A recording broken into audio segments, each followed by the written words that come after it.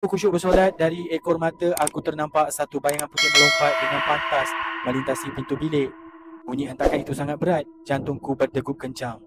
Untuk korang yang sukakan video ni, jangan lupa tekan button like, subscribe and bell notification. Assalamualaikum buat semua pembaca, nama aku Haziq dan kejadian yang bakal aku ceritakan ini berlaku sekitar 5 tahun lalu sewaktu aku masih di bangku sekolah menengah. Walaupun masa telah berlalu, memori tentang malam itu masih segar seolah-olah ia baru saja berlaku semalam. Kejadian bermula apabila ibu dan ayahku terpaksa bergegas ke Johor Bahru kerana ada urusan kecemasan keluarga. Kakakku pula sedang berada di universiti, maka tinggallah aku sendirian di rumah teres 2 tingkat kami di Melaka. Mereka merancang untuk pulang lewat malam keesoknya.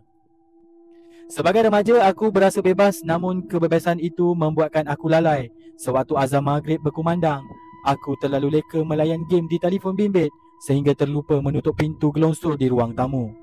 Suara televisyen pula dibiarkan bingit memenuhi ruang rumah yang sunyi. Sekitar jam 8.30 malam, barulah aku tersedar. Aku segera bangkit untuk menunaikan solat isyak. Oleh kerana arah kiblat di bilik bawah tepat menghadap ke arah pintu bilik, aku dapat melihat ruang koridor dengan jelas setiap kali aku tunduk atau rukuk.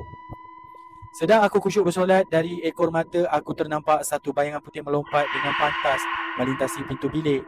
Bunyi hentakan itu sangat berat, jantungku berdegup kencang. Namun aku cuba memujuk hati bahawa itu hanyalah imajinasi akibat terlalu banyak menonton filem seram. Sepanjang solat aku terasa seolah-olah ada sepasang mata merah sedang merenung tajam dari celah pintu yang terbuka sedikit. Selesai solat, aku segera mengunci semua pintu dan tingkap. Aku cuba memejamkan mata di bilik, tetapi suhu bilik terasa sangat panas. Walaupun pendingin hawa telah dihidupkan, pada suhu paling rendah, peluh dingin tetap membasahi dahiku. Sekitar jam 2.30 pagi, satu suara halus memberi salam dari luar. Assalamualaikum Haziq, buka pintu ni. Suara persis suara ibuku, tetapi nadanya sangat mendatar dan tidak bermaya. Aku yang kegembiraan menyangka mereka pulang awal terus berlari ke pintu utama. Awal ibu dan ayah balik? Tanyaku sebaik membuka pintu.